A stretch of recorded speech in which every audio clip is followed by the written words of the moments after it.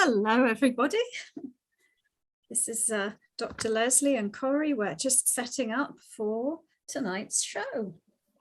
Tonight's episode of Unlocking Your Truth. Hang on, Leslie. I'm having a problem finding one that's talking. That one. Okay. Is that Zoom? Oh, there it is. Hang on.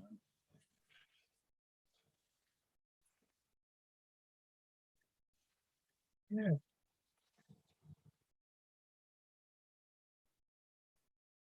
And let me get you on Facebook.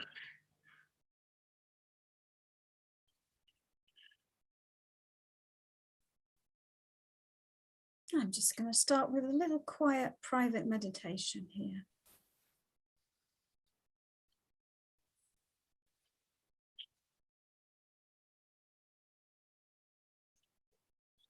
And we're here, Leslie.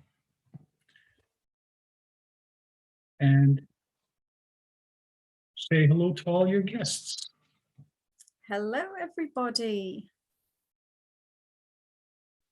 Welcome to Unlocking Your Truth with Dr. Leslie and Corey. Hello, everybody. Unlocking Your Truth is a talk show about metaphysics and spirituality. And we broadcast as a radio show on 101.7 FM across the Fraser Valley on CIVL from the unceded territory of the Stolo Nation every Tuesday at 7 o'clock Pacific time. But you can actually catch us pre-recording the show and be a member of our live audience by joining the Awaken Your Psychic Abilities Facebook group or by following my YouTube channel. So that's a live audience as opposed to not live audience? That is an audience that can participate in the chat room and who can ask their questions and join in the show. Oh, so that's wonderful. It really is a great bonus to do that, listeners. So if you've been following the show for a while and you're a fan of the show and you want to get involved, then join the Awaken Your Psychic Abilities Facebook group and make sure you answer the questions because Corey's in charge and he's a bit strict, so you must answer the questions. Or just follow us on YouTube. Well, the thing is, the question asks why you want to join the group, and I really don't care that much about that. That's your reason if you want to keep it to yourself. But I mean, as far as agreeing to the rules of the group, if you don't agree to the rules of the group, I don't see why we should have you join.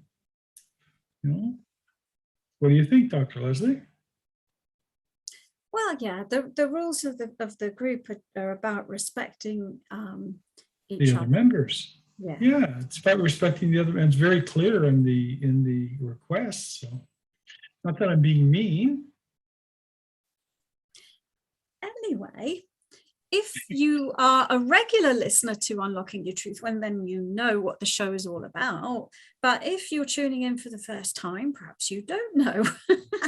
And so I'll just give you an idea. It's a talk show about metaphysics and spirituality. And usually every week we have a different discussion topic. And we share our perspective, our information about metaphysics and spirituality. But we also invite your questions and your comments as well. And tonight we're having one of our all-time popular topics, really, which is that we're going to talk about spirit guides.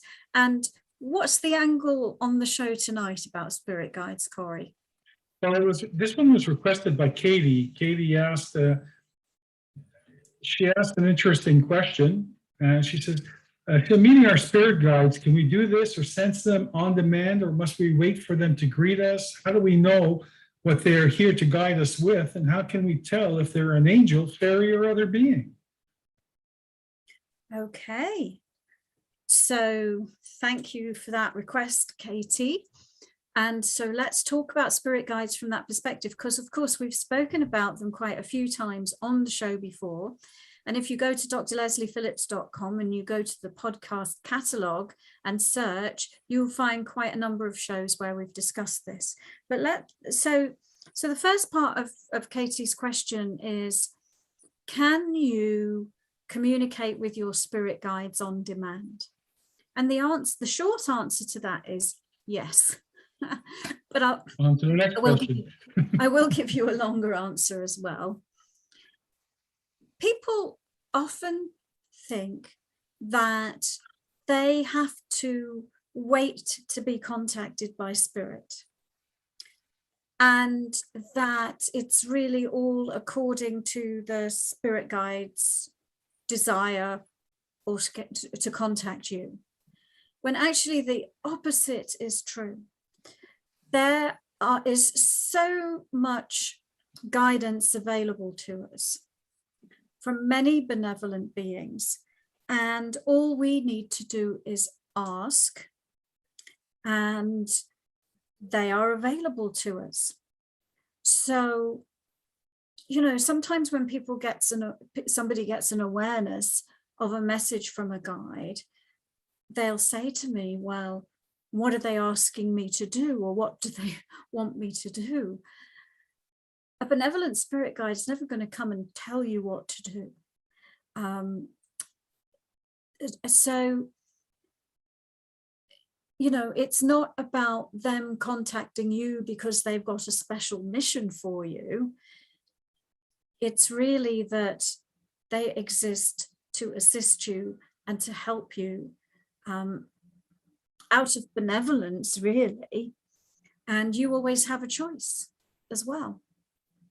So can you learn to communicate with your spirit guides on demand? Yes, you can. How can you do that? By developing your psychic abilities. How can you do that? Through meditation. So by turning within, by focusing on your inner being and your inner world, and by quieting all the noises of physical reality, you can start to become more sensitive to non-physical reality. And your spirit guides don't exist in physical reality, they exist in non-physical reality.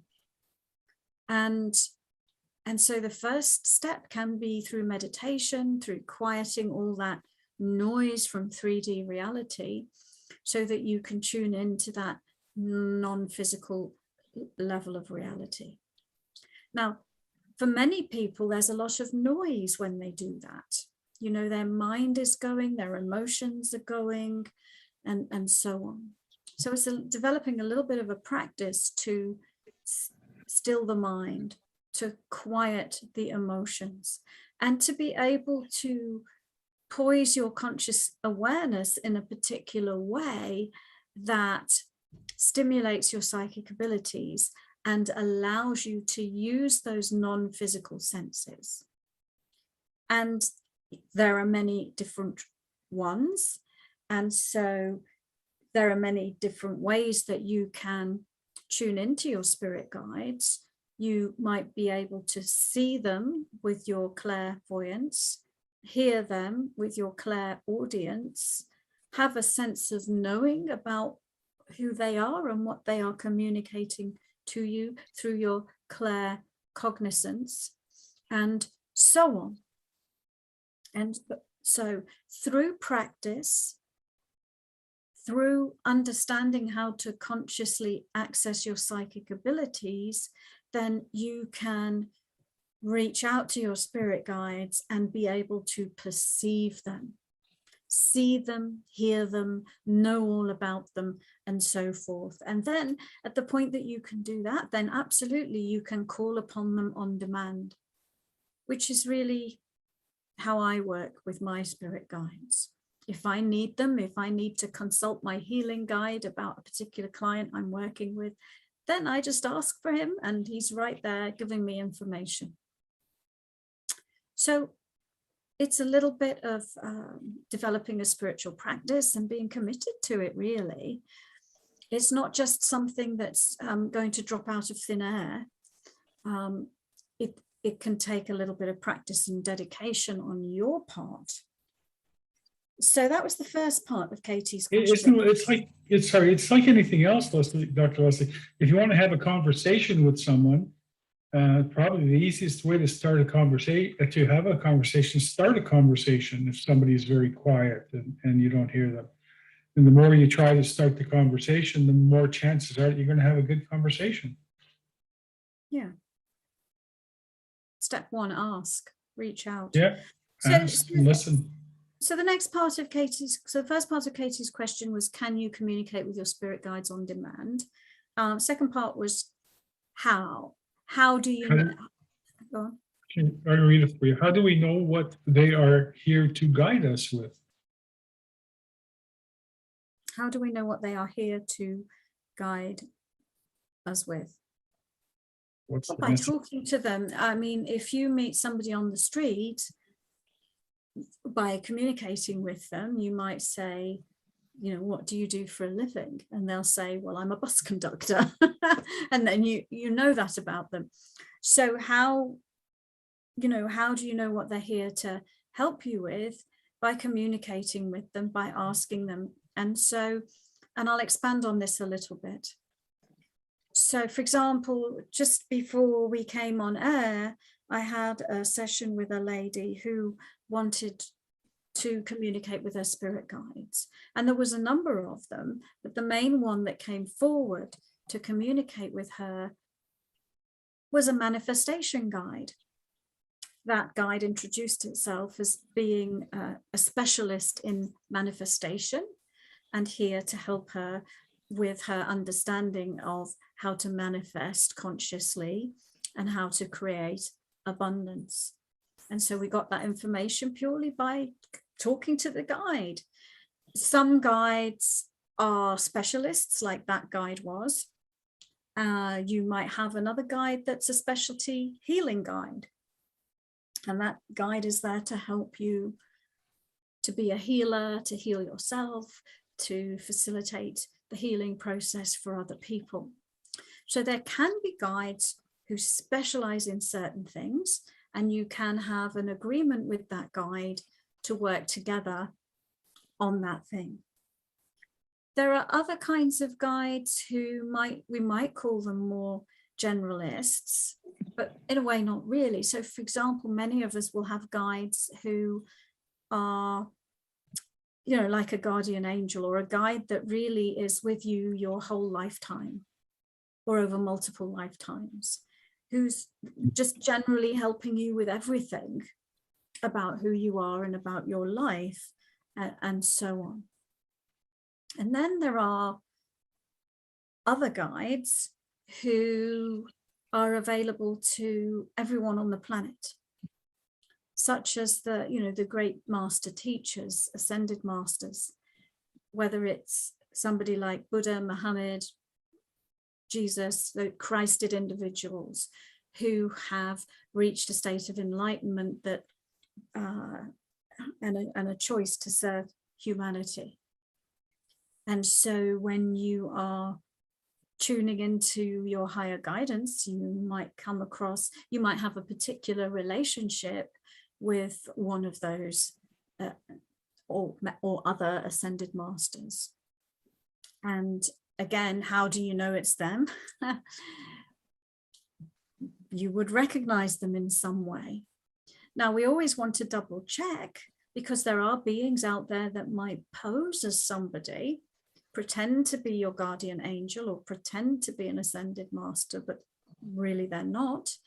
And so you can tell by the frequency of energy that they're putting out, and also by asking them over and over again, because they can't go on lying.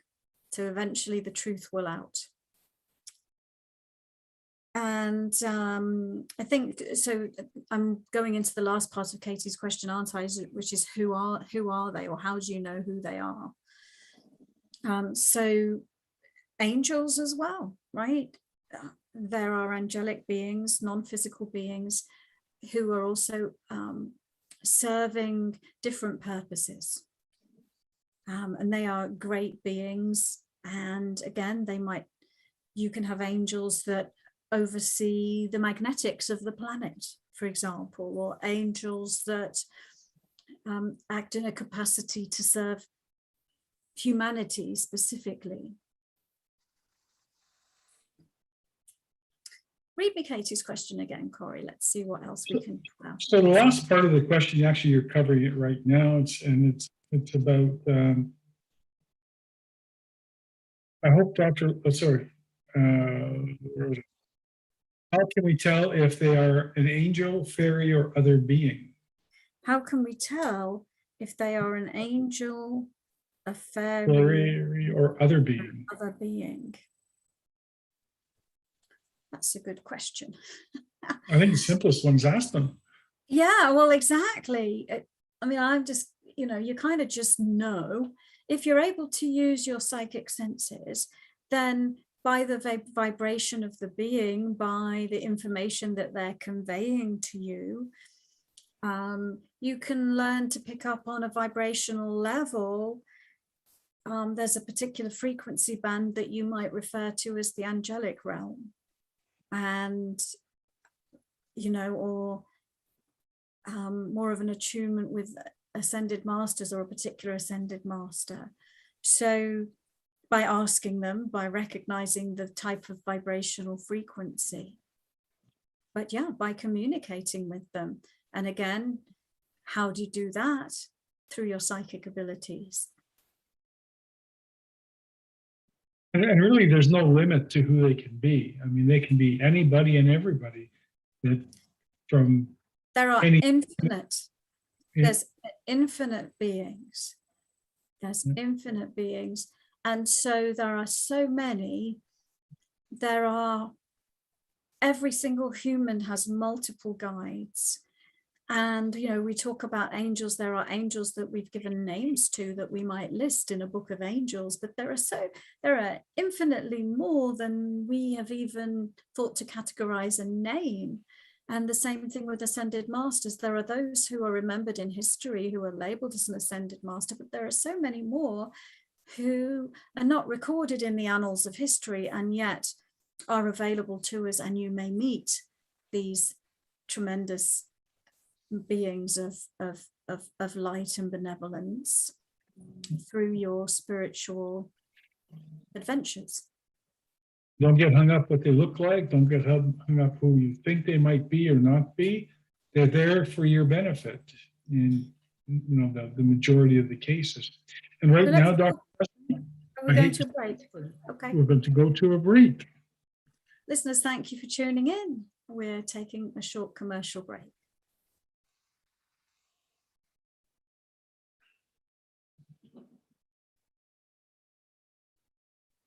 Well, Dr. Leslie, it's time to come back. Welcome back, listeners. You're tuning in to Unlocking Your Truth with Dr. Leslie and Corey. Tonight's episode is about spirit guides, and it was inspired by a question sent in from one of our listeners called Katie, who wants to know, can we communicate with our spirit guides on demand? And how do we know who they are? And so on. And just before the break, Corey was saying, don't get hung up on what they look like. So I thought maybe I'd talk a little bit about what they look like. And so these beings do not have a gender. Okay, so they're neither male nor female. They are energy beings. So they do not necessarily look like anything. They may just look like light. However, in communicating with a human, they will very often project a particular image or persona to help you relate to them. It's easier for most humans to relate to someone who shows up looking a bit like another human than a bright light, for example. So They may choose a gender to project. It could be male or could be female, obviously. And it might be because they know that you might be more comfortable with a female type guide than a male one. It's just like as a woman going to the gynecologist, you might prefer a female gynecologist, right? Different people have preferences. So to make you feel more comfortable in communicating with them and not being triggered in any way, then they might select a particular gender. Or it might be that this may be a guide who has had physical bodies on Earth, and it may be somebody that you have known in a physical lifetime. And so they may actually project themselves as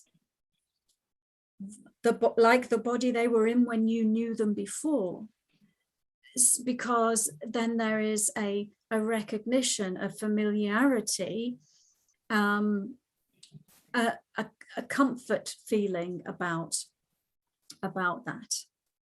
So if you knew them in ancient Rome, they might show up in a toga, for example, looking exactly like the person that you knew. And they are so much more than that, but that is a focal point and a way of you connecting with them. And, you know, we have certain ways that we've agreed that particular ascended masters look, don't we? We might decide, you know, if we're talking to Lao Tzu or Kuan Yin, we're going to see an Asian persona in a male valence or a female valence, looking in a particular way, which is the way that we may have portrayed them. Same thing for Jesus or Buddha or Muhammad. We have particular images that we associate with them. So this is your chance, everybody, to ask questions. What have you always wanted to know about spirit guides? I just invite the audience at this point to type in your questions. What else would you like to know about them? So I have a question from Tracy that was sent in earlier today. And Tracy says, can't wait to hear this. I love hearing from my guides. Sometimes it's hard to decipher the messages. I hope Dr. Leslie will cover this in the podcast. I might not be able to join live, she says. Okay. Okay, that's a really good question, how to decipher the messages. Because the messages can come through in different ways. So the guide might talk to you. You know, you might be able to communicate through language. You might hear the guide's voice, in which case there's no need to decipher it necessarily. If the guide is saying, you know, hello, I'm Archangel Michael, and you hear that.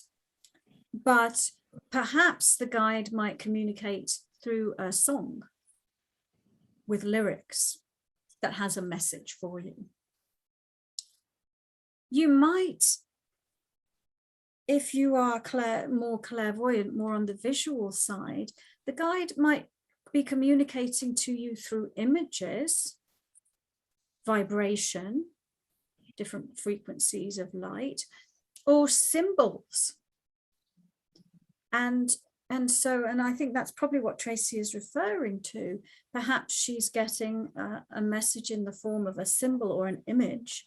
And then she's saying, well, what does that mean? And so the trick here is not to go into your intellect, but it is to allow yourself to be in a meditative state and to unlock the meaning of that symbol. And often the symbols are multidimensional because and can have many layers of meaning. Language is very linear because it's created for us to communicate in 3D reality.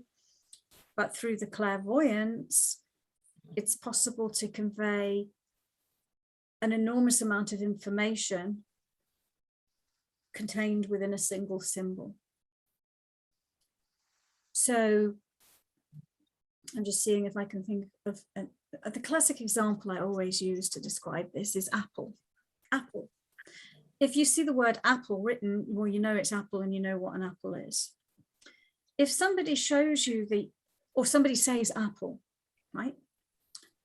But if somebody shows you the image of an apple, that apple, maybe it's being held by a witch and it represents poison apple, it represents the idea of an enemy or danger or something, or maybe it's bitten down to the core and it's symbolizing, I don't know, your energy's depleted and lots of people are wanting a chunk of you.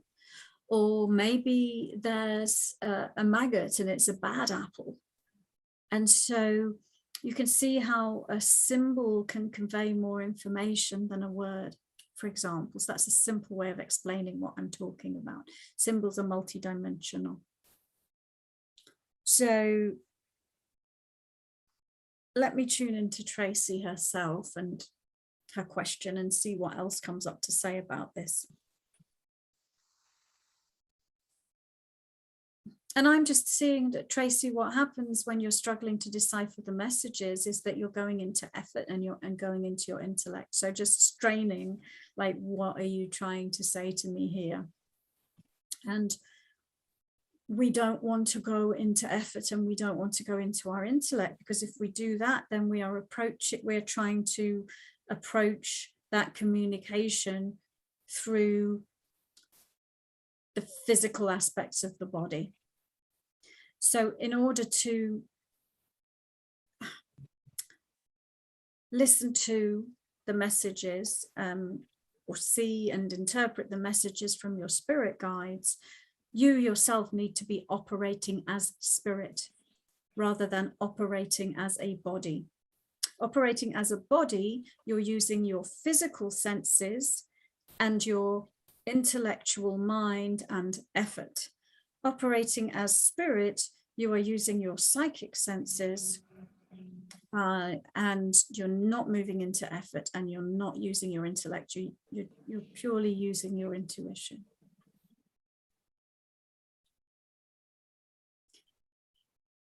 Do we have any more questions about spirit? No, that's it. See everybody next week. Yes, we have. Omida says, is everyone born with certain spirit guides, or do we acquire them during life in the body, or both? Also, do the same spirit guides stay with you across your lifetime? Yes, the answer to that is both.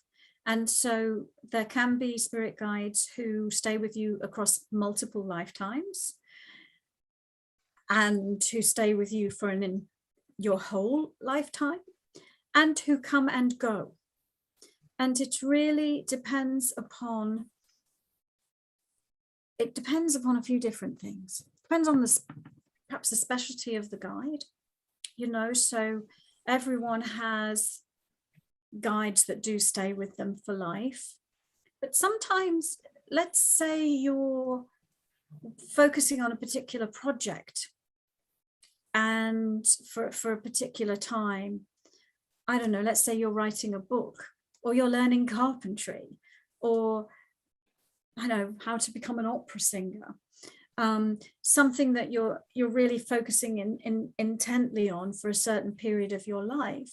Well, it may be for that period of your life, there is a particular guide that comes in and assists you with that developmental cycle, with that expansion that you're going through, helps you with that. And then, if you cease to be interested in that, then you might part ways. It's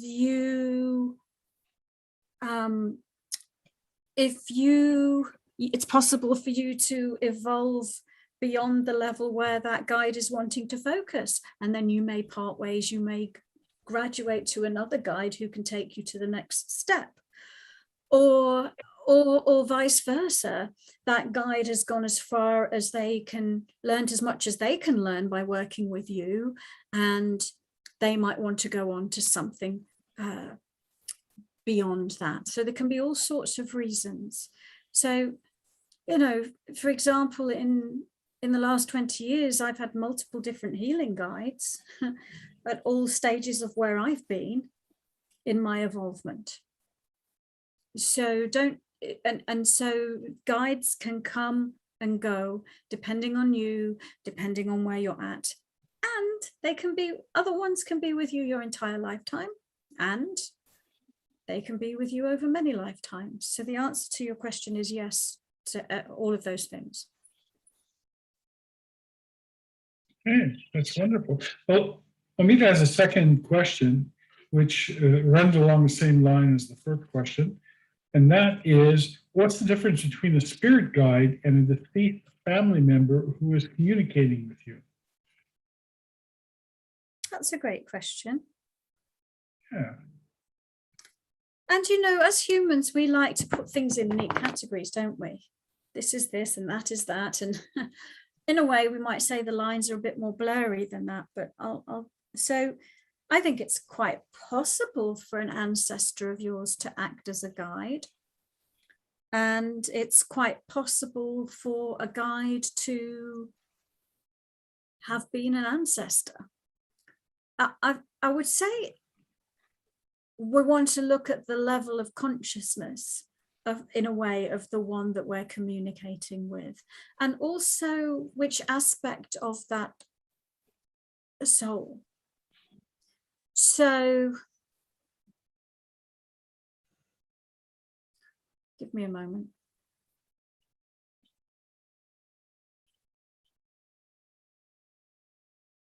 So think, I don't know, let's think like Auntie Mary. Auntie Mary. So just like you, when Auntie Mary's alive, there she is in her body. She's got her personality, different things she's interested in, different things she knows about, and so on. And just like you, Auntie Mary has a soul or a higher aspect to her being, is all-seeing, all-knowing, eternal, multidimensional. That's not the same as Auntie Mary, right? Auntie Mary's body personality level and her higher being is all of those things that I just said. And so when Auntie Mary is no longer in a body, you could be interacting with this higher dimensional level of Auntie Mary, or maybe there's Auntie Mary who's just passed over, who's still, I don't know, transitioning, and so, you know, I think you just always want to ask, what level of consciousness am I communicating with? Really? Does that make sense? Do you think that makes sense, Corey? Yeah, I think it does make sense. Again, I'll go back right to the beginning of the broadcast, and that's that anybody and anything can be your spirit guide. So just because you see your Aunt Mary doesn't mean she can't be a spirit guide. But it also you might see Aunt Mary and what I was trying to convey, what level of information are you getting from Auntie Mary? You know, depends on the level of involvement of that soul. Yeah. Really. My friend used to always say, if your uncle died penniless and he comes to you, you know, as a spirit guide, don't ask him for investment information. It may not be the best way to go. And you know, I think we sometimes try to overcomplicate spirit guides, you know, because they're quote unquote spirit guides. People have a tendency to just overcomplicate it just a little bit, but they are there for, like, these are, now I had a question. I don't know if we have time. I have a question myself that will lead into, can a spirit guide be present and alive on the earth today, but not physically in contact with you? Yeah. Yes. I get an answer. Pardon? You wanted more I detail? want to get the one-word answer. Well, yeah, I mean, the answer to that is yes. Yeah. And again, we can, let's see if we can think of a couple of examples of that. We don't have much time. I guess I should have asked this after the break. But actually, we're our own spirit guides as well. Yes, yeah, that's true. But yeah, I mean, there could be a very advanced person who's living in a body and also acting as a spirit guide. I've almost felt like that way myself many times. On this show, we've had so many thousands of questions. I remember there was a period of a couple of years where people were writing in questions, and we got thousands and thousands of them. And we actually said we will answer every single one of them.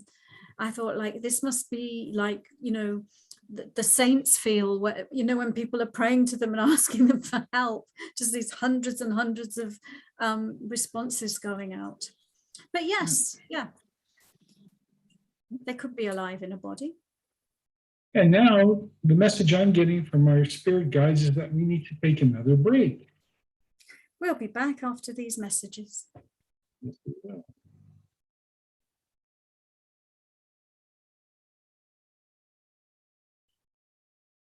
And that's us back again, Dr. Leslie.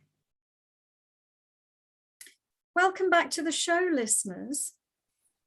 You're tuning in to Unlocking Your Truth with Dr. Leslie and Corey. Tonight's show is about spirit guides, and you're welcome to ask questions about spirit guides, but it is that time in the show as well where you can ask about whatever you'd like to ask about as well.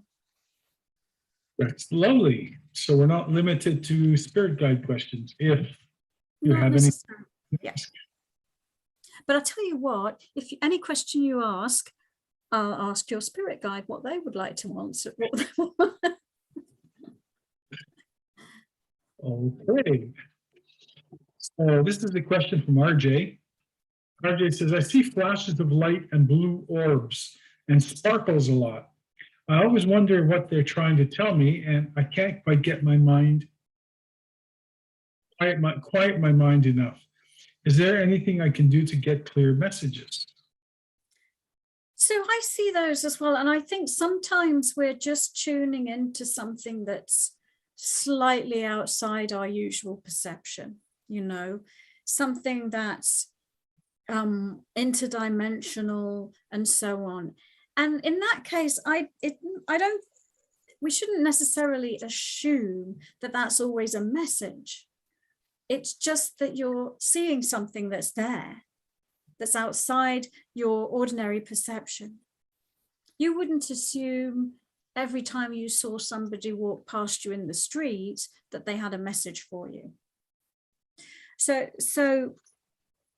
on the one hand, it could be a message, but I think don't automatically necessarily think it is. It could just simply be that your awareness is opening up and you're starting to become aware of non-physical things. And that the message is just that you're waking up in that way. How can you increase your awareness? Through meditation. And if you don't have a copy of my book, Intuition and Chakras, I really recommend it. I teach psychic development through meditation. I've also got lots and lots of psychic development courses. The doors are open for the next group of students to do my Unlock Your Intuition course at the moment, actually. But through meditation and through learning specific techniques to stimulate and activate your psychic abilities is how. And there's a starter meditation you can get for free on my website that will teach you how to ground and center.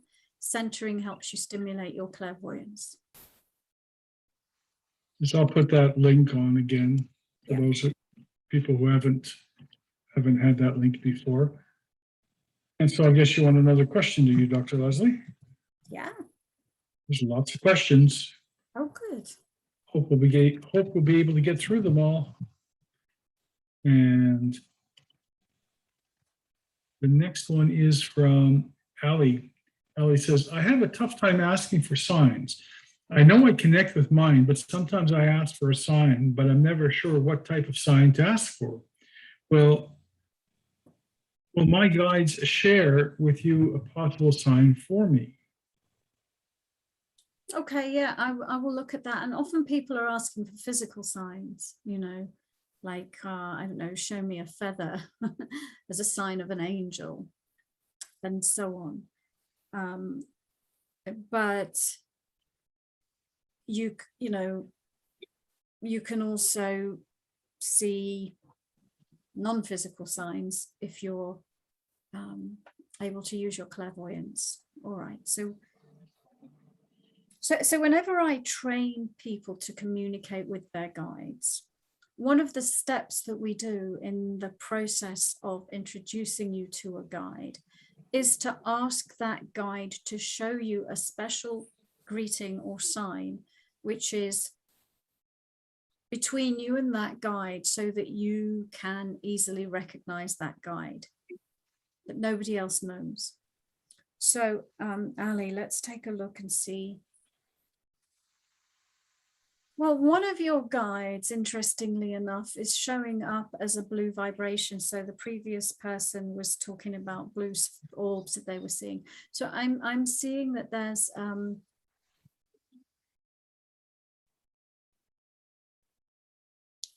a guide that's showing up with a blue vibration. And actually what it's showing me is Mary, who is an ascended master.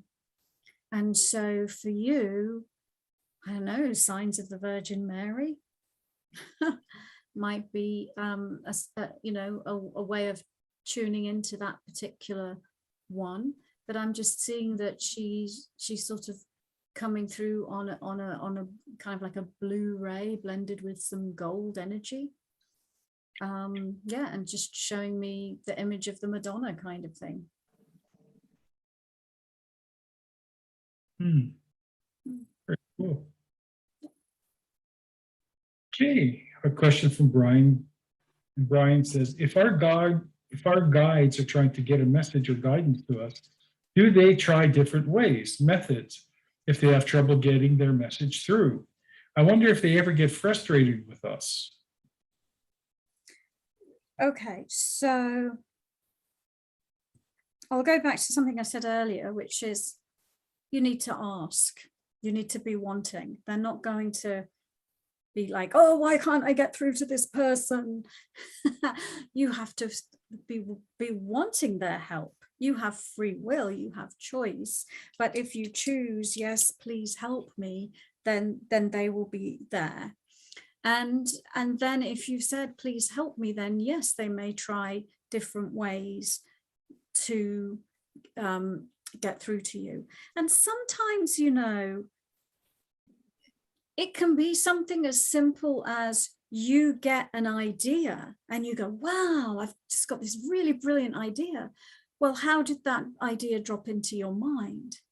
You might not recognize that as having come from one of your guides, but it may well have come from one of your guides, and you've received it, and you've just thought you've had a brilliant idea that's helped you solve a problem or a challenge that you were going through, for example. But yeah, they could try it different ways. And do they ever get frustrated? No. This is a common thing I see people do, is they project human characteristics onto their guides. You know, oh, I can't ask this way because my guide always will get angry with me, you know, or I've got to have this little statue of them and face it to the left, otherwise they'll, you know, won't look on me favorably, and so on. Or and it's rubbish. You know, you as a human being, you have emotions. Those emotions come from your body and your experience in the physical world. Your guide is a non-physical being and does not have emotions and does not get frustrated with you. They love you. They may get amused at you,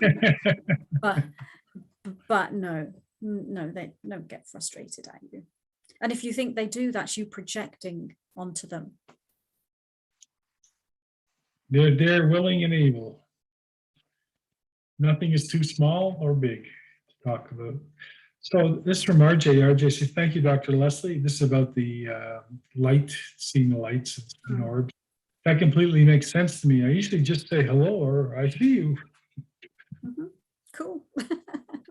So this is from SG. SG wants to know, do I have spirit guides? I believe that I didn't because it's something I heard. I think that makes it hard for me to connect. I'd like to know what my spirit guides are telling me right now.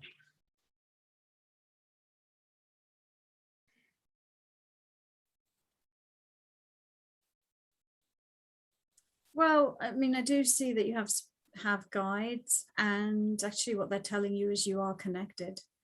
You are connected and you're always connected. What is your experience of being disconnected is because you're separating yourself from them. So yes, through what you're believing. Let's see what else.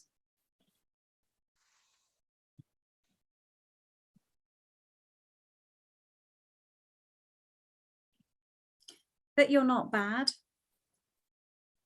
that you deserve. I don't know exactly what it was that was said, but it looks like that there is an energy vibration that sort of says that I don't deserve or I'm not good enough to have guides. And that gets in your way of connecting with spirit.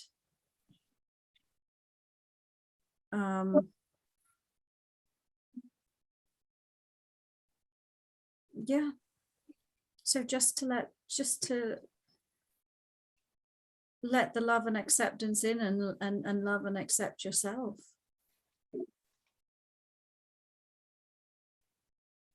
Thank you. This is from Lorraine. Lorraine says, the spirit guide I'm dealing with is a former lover who couldn't commit, who's trying to help me deal with an autistic male so he doesn't run away, which he normally does.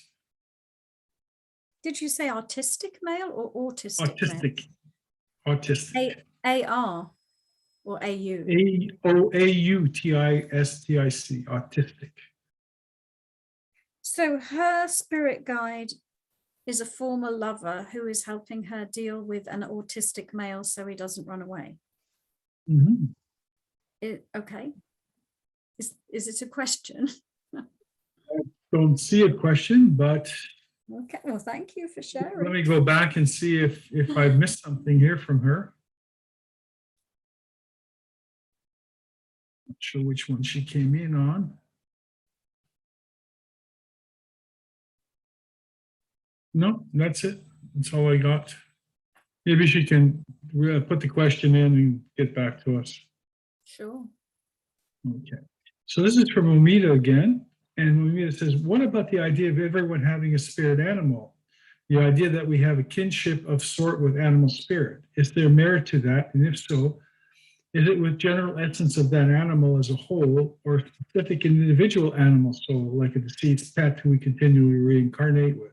Please remember to give us a like or, oh, that was me. Well, again, I'd say both and all of those things that, you know, we have, I don't know, like a deep connection with the other forms of life on this planet, and all the different forms of life on this planet have their own unique and individual characteristics, and we can learn from each other.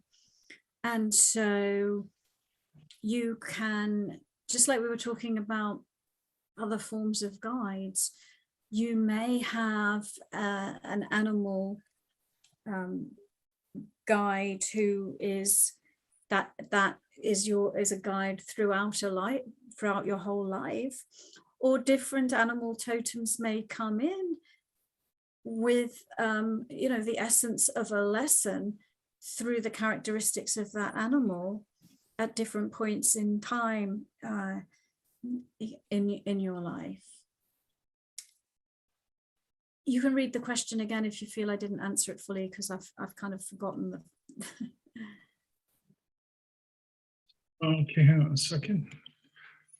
What about the idea of everyone having a spirit animal, the idea that we have a kinship of sort with an animal spirit? Is there merit to that? And if so, Yes. is it with the eternal essence of that animal as a whole, or spirit specific individual animal soul? This Yes. pet. Yeah, both. So definitely your pets can reincarnate. So when you lose an animal, that animal can come back in the form of, I don't know, your new puppy or your new kitten, for sure, as as a companion for you. So yeah, both of those things. Okay.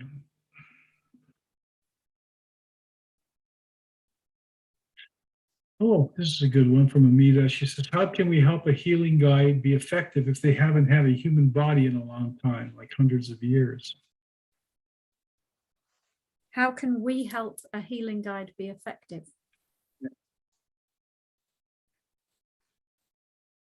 Not how can it be effective, but how can we help it be effective? Yeah.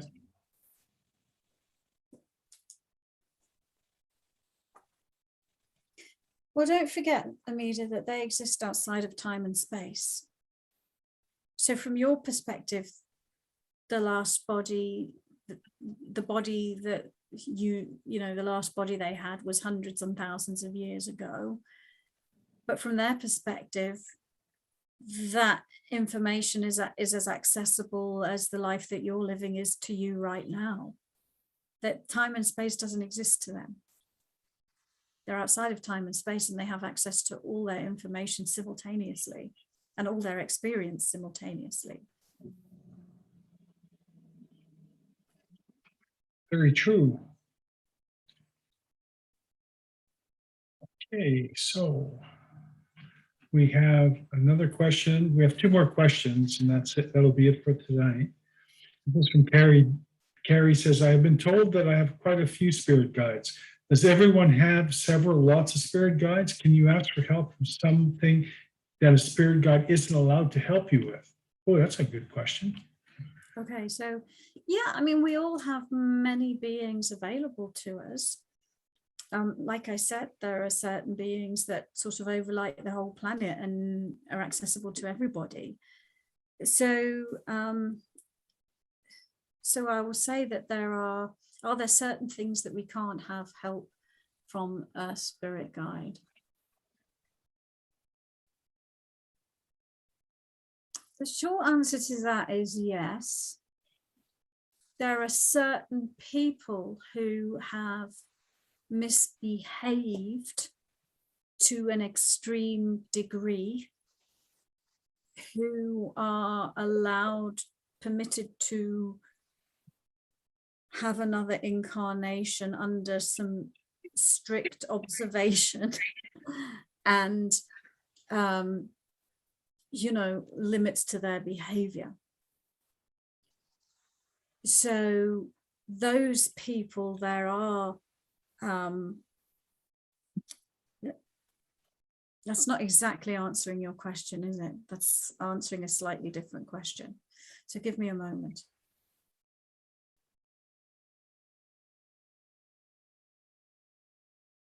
I would say you can ask for help with anything. And if it's in the interest of your highest and greatest good, then you will receive help with that. But you'll always receive help. It might not come in the exact form that you think it should.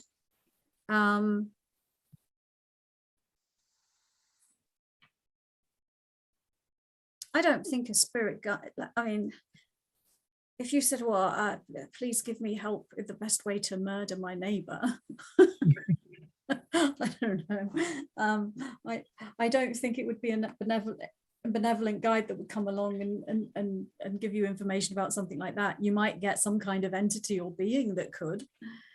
So you can ask anything from your guides, and you will receive the assistance that you need to help you evolve in the next step.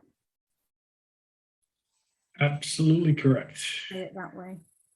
And that's it for tonight, Dr. Leslie. That went quick. It did. Well, thanks everyone for tuning in to Unlocking Your Truth. We'll be here next week as well. The show goes out live on Tuesdays at 7 Pacific time. At the moment, we're pre-recording the show at 9 p.m. UK time, which is 1 p.m. Pacific time. Yeah. And we got to say, cut it short and say good night to all.